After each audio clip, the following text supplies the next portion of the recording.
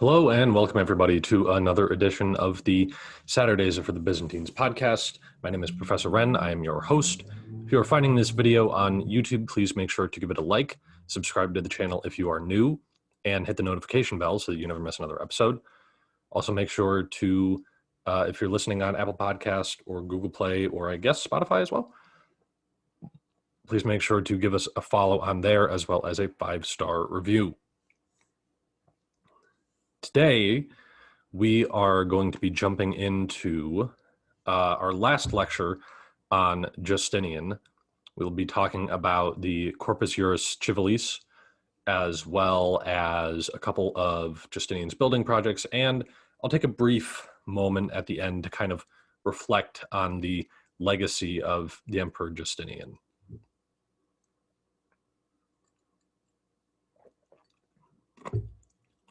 So, Corpus Juris Civilis, or Civilis as I like to say. You can say Civilis as well if you are more along the lines of the classical Latin pronunciation. I, however, prefer the more the more Church Latin. Corpus Juris Civilis was the legal codex compiled under the direction of Justinian during his reign as emperor, which started pretty early on. It was about 6 months into his reign as emperor when he started this project. The Roman legal codex, the last time the Romans had a legal codex was under the Emperor Theodosius II, which came out in 483, and that encompassed all laws and imperial decrees all the way back to the Emperor Constantine. I think I read it goes back to a little bit before Constantine, I think in 312. I can't remember exactly if Constantine was on the throne. I think he comes to the throne in 313, although I could be getting that wrong.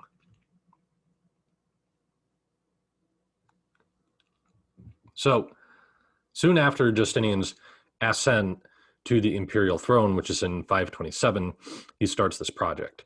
And by 529, it was completed, although there were some additions made to the work which were not completed until 534. The Corpus Juris Civilis has an influence on modern legal systems as well as Catholic canon law. For example, we'll talk about here in a bit, it's going to have a good influence on the Napoleonic Code. We'll talk about that towards the end of the show. However, it doesn't have that much of an influence on common law, so like English common law. So if you're listening from the UK, the United States, Canada, Australia, the Corpus Juris Civilis doesn't have as much influence on those legal systems. But if you're listening from somewhere like France, or not sure, I don't think any other countries follow the Napoleon. I guess French colonies. If you're listening from a European country that follows more of this legal system, feel free to comment down in the comment section in the YouTube. Especially if you're listening on podcast, the best way to interact with us, to ask questions, is to leave comments on the YouTube video. I'm yet again enjoying another cigar tonight. I just think it helps stimulate discussion and discourse. And the Corpus Juris Civilis was written in Latin, which, for example, Warren Treadgold, as I was reading kind of the last bits of Justinian in his book, A Concise History of Byzantium, he said that essentially like writing in Latin was a mistake because most of the empire was Greek-speaking at the time, and Latin was kind of on the decline, while Greek was still a main widely used language within the Roman Empire. But I mean, Latin was Justinian was a native Latin speaker, and it's still being used in large parts of the Western Empire. So I don't think it's that big a deal. And then eventually it was translated into Greek, some of it at least. Justinian appointed a guy named Tribonian to supervise the project of compiling the legal codex here. Tribonian was a well-respected jurist from the time, so this would kind of like be the ancient equivalent of in the United States, like a Clarence Thomas or Ruth Bader Ginsburg being put in charge of compiling a legal codex. Although in the United States, we don't really need to do that. It's all kept up as it goes. But just to give you an idea of who the person is who would be in charge. Another guy, maybe like an Alan Dershowitz, legal scholars, these sorts of people.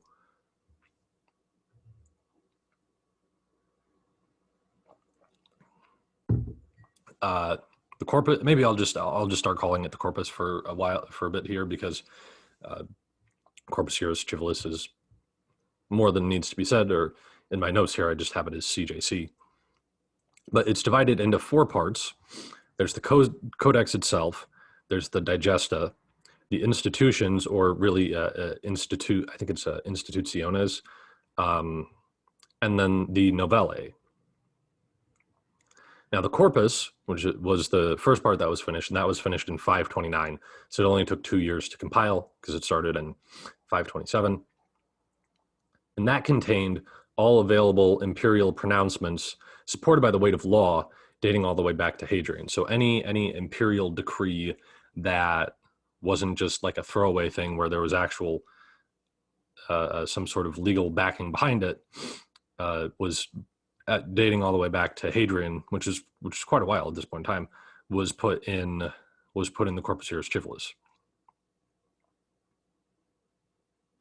The scholars who were employed to work on this project also borrowed a good deal from the old Theodosian Code. Like I said earlier, the last legal code to be compiled before the Corpus Juris Civilis is the Theodosian Code. And, certainly I'm sure a lot of the guys who are working on this looked through the Theodosian Code for a lot of guidance on the stuff that came up until that point in time.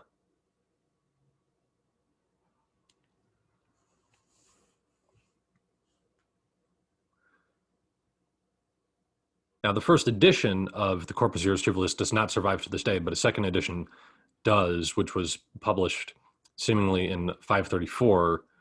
And it contains some of the laws that Justinian proclaimed as well, because this is, let's see, that's 7 years after Justinian takes the throne. So he certainly made some new laws or enacted some new things by this point in time. And so that was included in that second edition of the Corpus Juris Civilis. And some of it is written in Greek as well as in Latin, that second edition there.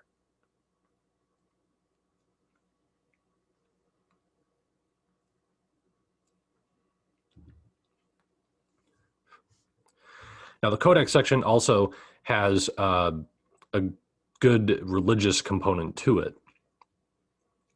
The Codex re-emphasizes Christianity as the state religion of the Roman Empire.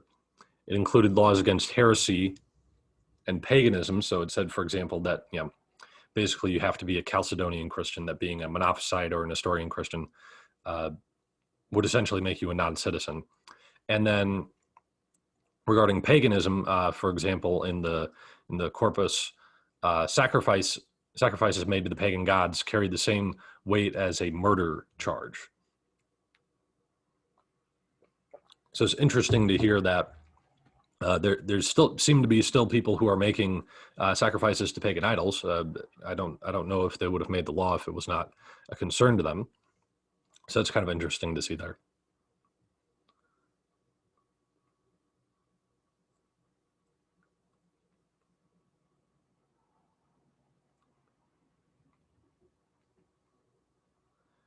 Let's see here. The second section was called the Digesta, and this was a collection of juristic writings from the 2nd and 3rd centuries, and maybe some from other centuries as well.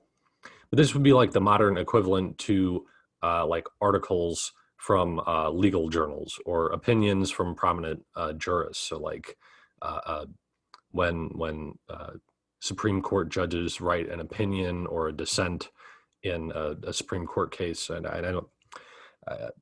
These are American examples. It's the system I know best. I'm not familiar with other countries' legal systems.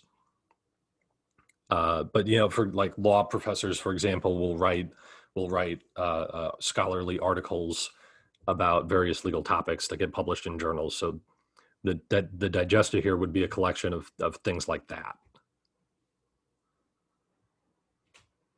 Now, although many of the writings from these scholars from the previous centuries didn't carry any legal weight at the time, they're mostly like opinions or views taken outside of the law. The Corpus Juris Civilis turned many of these opinions or many of these the stances that these scholars took in their writing into law, and so before these were just opinions that were written in various writings, but now with the Corpus Juris Civilis, they are part of the Roman canon of law or Codex of law.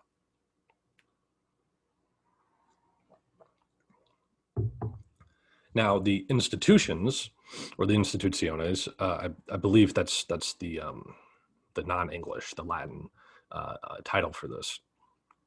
This was a legal textbook, and now this was compiled by Tribonian as well as two other guys, Theophilus, as well as Dorotheus, not to be confused with Dorothy, who don't let him have his house fall on you in the middle of a tornado.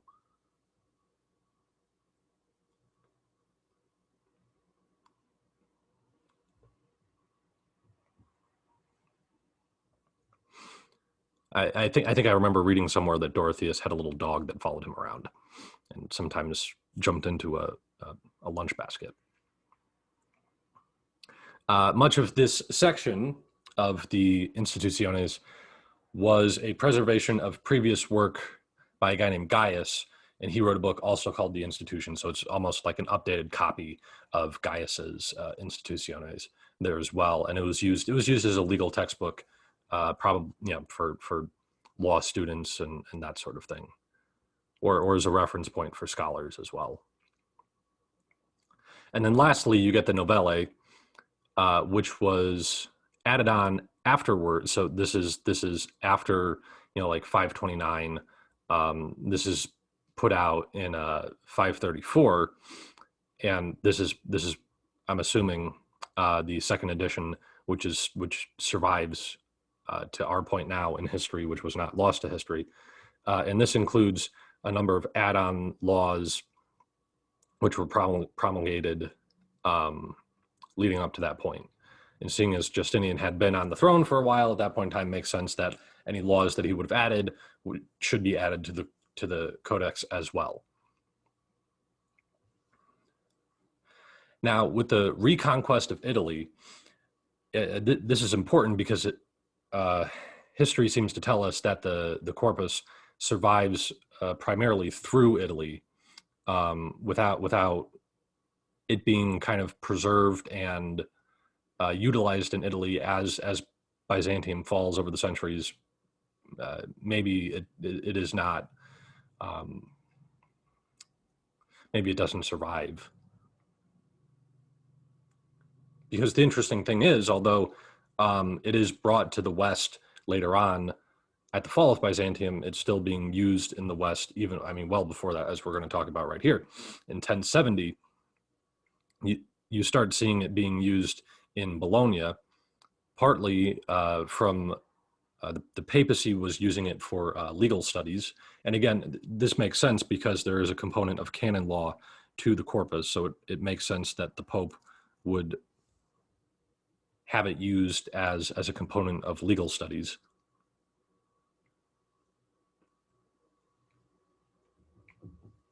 But then as well, we also find that scholars at the University of Bologna were also using the corpus in their legal studies there. The University of Bologna was founded in 1088 and is still around. And the University of Bologna is actually the oldest university in Europe. Just an interesting little factoid there.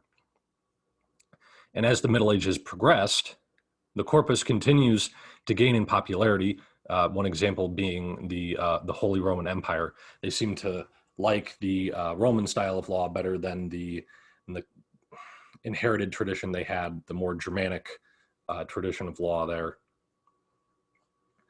and the University of Bologna continued to churn out lawyers, and it continues to be a center for legal studies. It seems that, I mean, this makes sense because the Holy Roman Empire does control Bologna for a while there. But it's like it seems to be, it was the center of legal studies in Europe. So you can imagine, like, if you're from the United States, University of Bologna was the medieval equivalent of Harvard Law, right? That's the Harvard Law being like the top law school in the United States.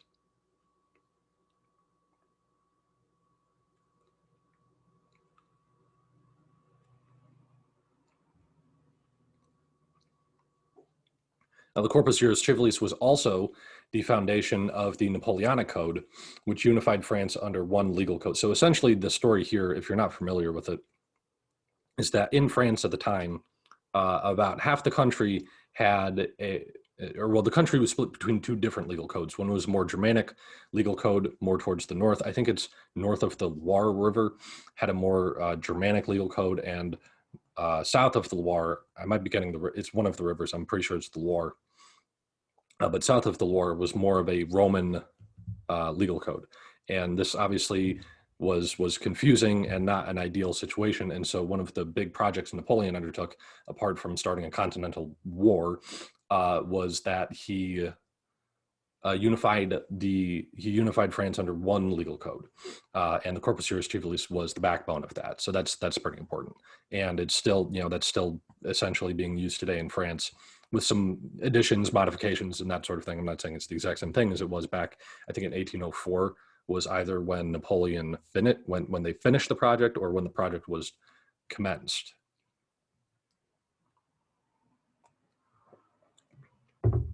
And one more interesting historical factoid here is that the Corpus Juris Civilis was not fully translated into English until 1932 by an American named Samuel Parsons Scott, which I just found. Apparently there had been bits and pieces of it translated into English, but the entire thing had not been translated into English until 1932.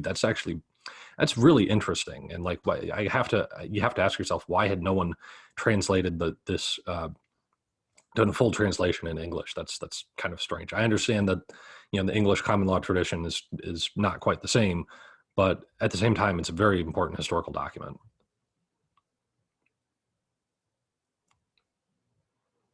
Even if you're not, even if you're under English common law, it's still, it's another very important legal tradition out there. Now, I understand this as we kind of wrap up our conversation here. Legal history is not exactly the most exciting thing in the world. Law is not always the most exciting thing or enticing. I had a criminal justice, or no, I'm sorry. What's it called? Political science professor in college, who would often describe things as very exciting and, dare I say, erotic, and which always kind of caught people off guard. He was very old. He was like small and decrepit and like 85 years old. He would say things like, if you looked at the cover of the New York Times this morning, you would have seen an article that was very exciting and, dare I say, erotic. And then there was one day where he caught this kid kind of off guard. We were looking at like an election map, and he says to the kid, well, how does this map make you feel? And he like wasn't paying attention, and he just goes, I don't know, erotic.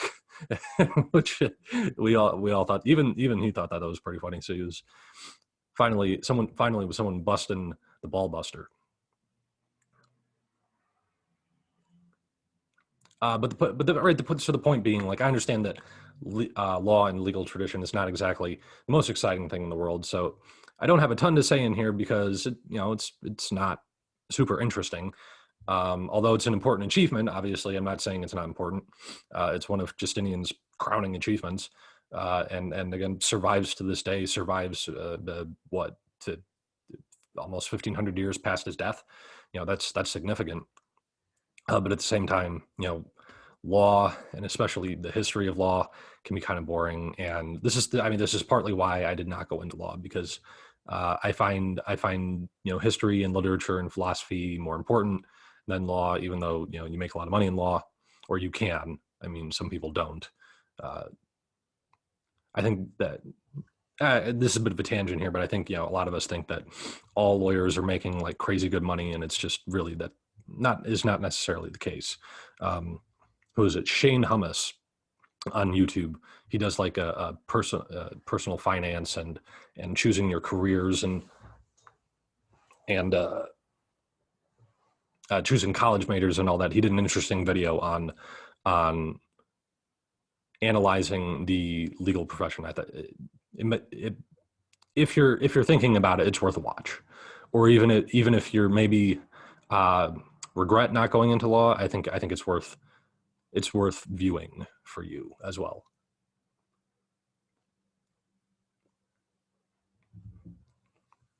But now I want to transition here. We're going to talk a little bit about Justinian's buildings.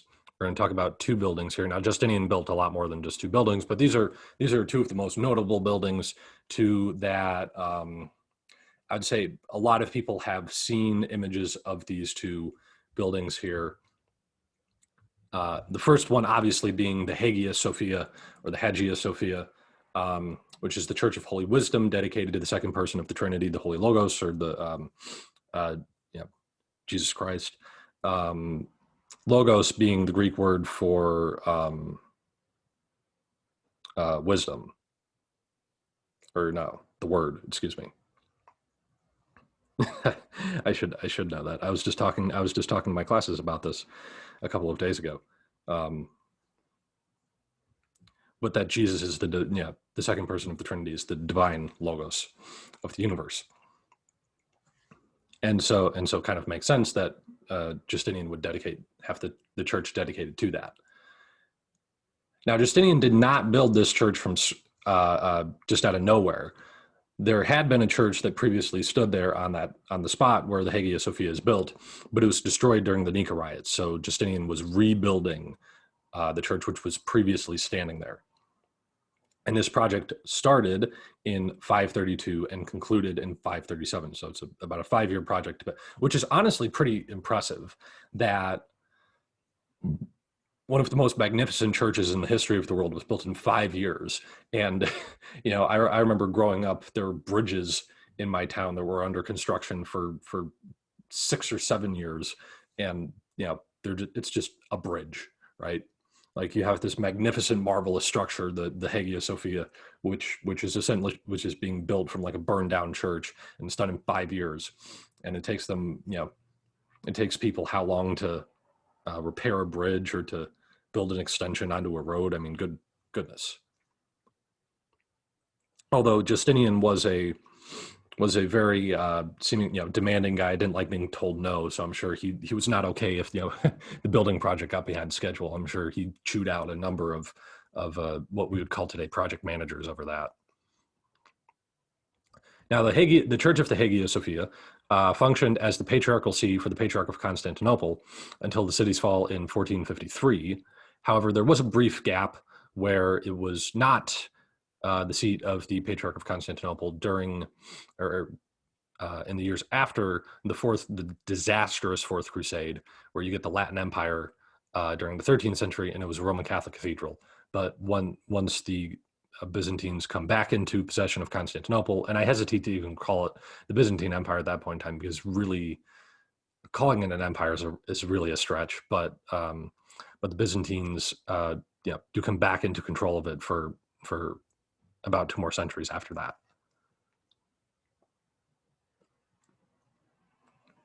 And then today it's now a mosque, and the Ottoman Turks turned the Hagia into a mosque after they took over the city in 1453. I guess for a while it was a museum or something, and now it's been rededicated as a mosque by the Turkish government.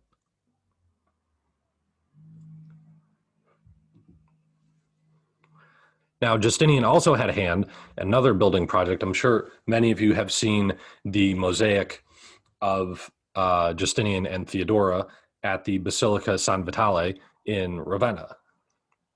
Keep in mind that Ravenna was controlled by the Byzantines for a good amount of time, because even as the Byzantines lose control over Italy, which will happen in the coming centuries, coastal cities are basically the last places where they still have some control, in Ravenna being a coastal city and very easily defensible, which was partially why the Western Romans made it their capital as time went on. The Byzantines will hold on to it for longer than you might think. Now, work on this basilica began in 526, and it wasn't completed until 547. So that's a much longer building project. But Justinian is not in he's not in Ravenna, right? He's in Constantinople. And you notice here is actually the project, the building of the cathedral itself was started a year before Justinian took the throne, although he was essentially co-emperor at that point in time, because he had been working closely with his uncle Justin, who was emperor before him.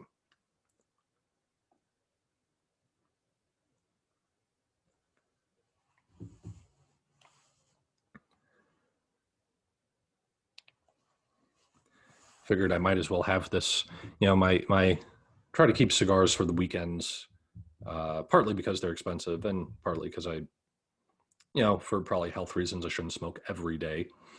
So I figured I'd share it with you guys.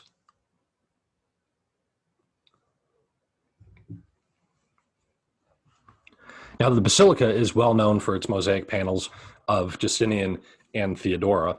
And they're on separate panels, by the way. They're not, you can just Google it. Even if you just Google the name Justinian, you go to images, this is the image that, the one that comes up. And I actually think, I've shared this on our Instagram page, but I'll share it again. I'll probably make it the thumbnail for this video. Is people have done a CGI facial reconstruction of the face of Justinian based on the mosaic there in Ravenna, and the computer the technology they have for this stuff is so cool. The computer generated image of Justinian's face looks like an honest to goodness human face. It's really impressive, and it's just like, for me as someone who is really into this kind of history, it can be kind of tough being when you're into like medieval and Byzantine history. There's no photographs of people. There aren't even really a lot of like, you can see portraits of like early modern figures like, Louis XVI and Napoleon and all those kinds of characters. Like there's pretty good portraits done of these guys. But in the ancient time period, you don't really even have that. And just to see like a really human looking face to match with this guy who you've spent a lot of time learning about and reading about and watching videos about, it's honestly pretty cool to see like a human looking face. It really adds a human touch to it, for something that things that can seem a little distant from you due to the years. Although as I always tell students that even though these people lived a very long time ago from us, and their worlds look very different, human nature always remains the same.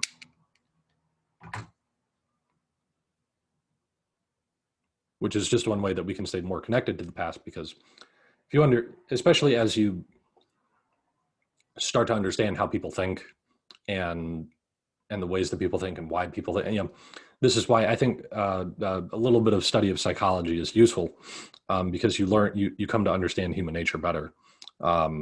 You realize that people in the past are not quite as different as you might think.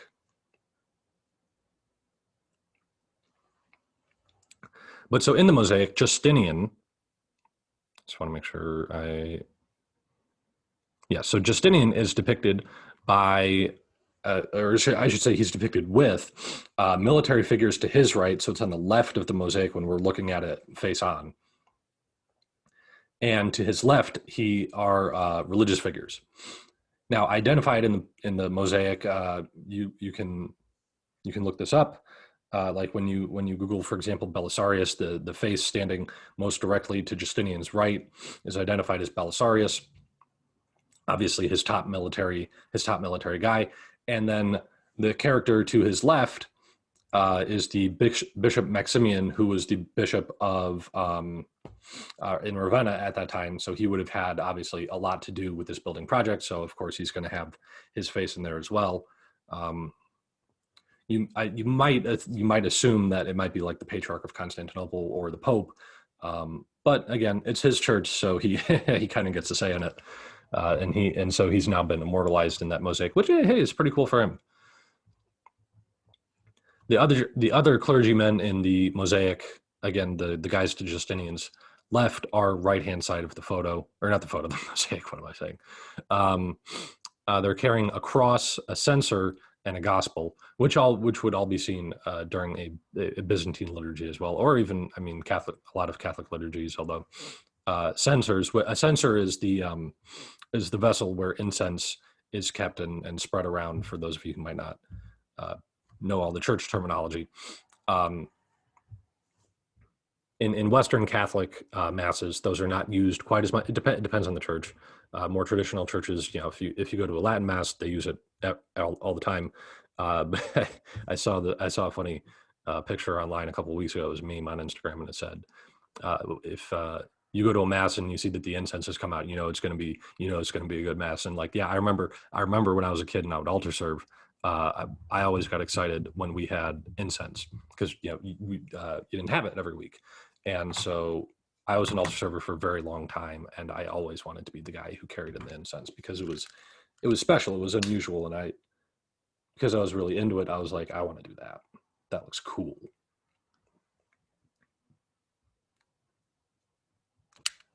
And especially if I knew that we were going to have it in advance, because I have over the years, I've had some fairly bad allergies, and the incense oftentimes set off my allergies. And so I'd always make sure to take like a double dose of Claritin before the mass, because I was like, no, I'm carrying the incense.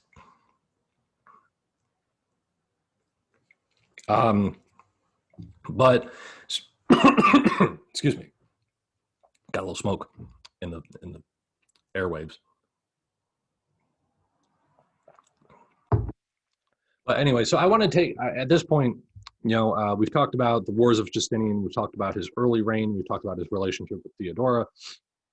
I've talked to you guys about how I think Theodora gets a really, really bad rap in the history. I think she, is basically derided as a prostitute. I think she's much classier than that.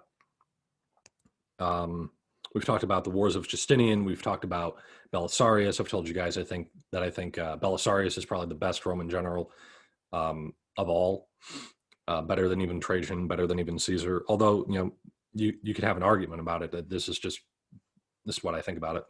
But so I want to take a minute to kind of reflect on the legacy of Justinian. Now, when I was reading Warren Treadgold's kind of reflections on this at the end of his Justinian chapters, he kind of he ends it on more of a downer note than I anticipated he would, because when you're a Byzantine scholar, like Justinian is kind of the pinnacle of the Byzantine Empire. But he points out that a lot of the gains that were made, especially the territorial gains of Africa and Spain, which we didn't talk about a lot, but there's not a whole lot there to talk about. It's not nearly as interesting as the Gothic Wars, and as well as Italy did not pay off as much financially for the empire as you may have hoped. Now, part of the reason for that was. Part of the reason for that is because of the Plague of Justinian. Now, I didn't talk a lot about the Plague of Justinian during this little mini series on Justinian, and I've heard conflicting opinions about it. So Warren Treadgold, for example, is of the opinion that it was a very significant event in history there, and it really hampered the progress and the success that Justinian could have, because some people estimate that about a quarter of the Byzantine population died in the Plague of Justinian, which is we just need to stop and pause there for a second. That's a lot. Like, that is a lot of people dying. I mean, a quarter of one of the largest empires in the world at the time, that's a lot of people. That significantly outpaces the COVID death rates that we've seen today in the world, which I won't share any opinions about, because we're not allowed to do that on YouTube.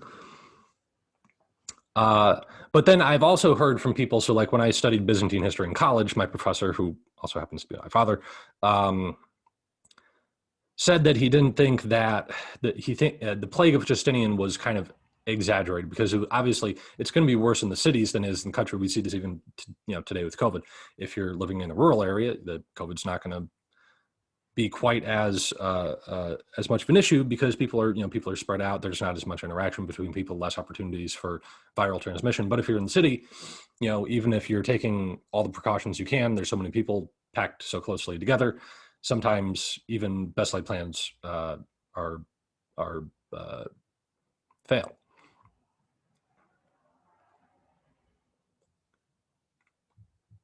But because of this, right, things look bad in the cities, but they might not look as bad out in the countryside. And especially out in the countryside is where food production happens, which is a massive part of the economy back then. It's hard for us to appreciate today how for most of human history, most of our economies were in agriculture. We were an agrarian economy.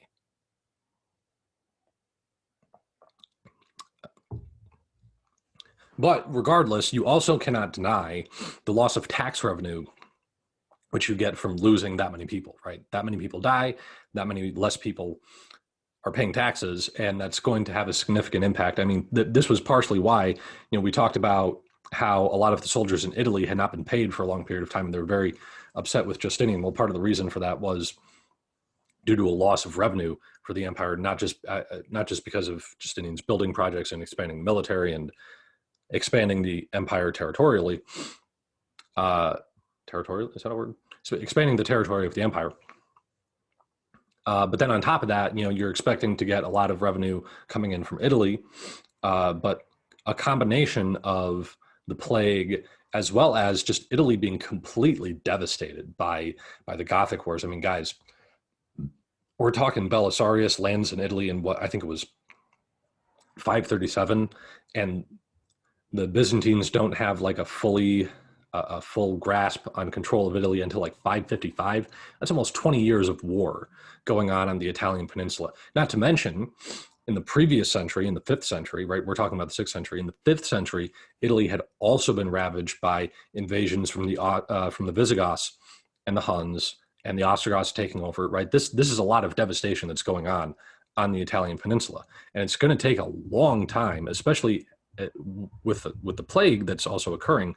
An economic recovery is not going to happen overnight, especially not with a more traditionally based economy. I mean, maybe you can make the case that a modern economy that's based more in stock markets and those sorts of things and monetary theory might be able to make a quicker recovery, but certainly not back then. I mean, we talked about how even just in the area around Rome, after the sack of Rome in 410, right? I think we said something like 10 or 7 years later, or it might have been when Attila came down in the 450. I can't remember the exact year, but the area around Rome was only producing 1/10 of the tax revenue that it had before the sack of 410. Now you imagine that spread across the entire empire, going on for I mean, what, decades. And Justinian was I have to imagine was assuming that they would get a significant boost in revenue from Italy that probably just did not come. Now, I don't mean for this to say, I'm a big Justinian fan. I think Justinian's probably the best Roman emperor out there. Again, given all of his circumstances, when you take all that into context. So I don't mean for this to be a downer on Justinian. It's just you have to look at like I said, you have to look at the circumstances he was in. A plague like that is really unexpected. There was even kind of 2 outbreaks of the plague. There was the initial outbreak, and then there was a pause for a couple of years, and then there was another outbreak that came around as well.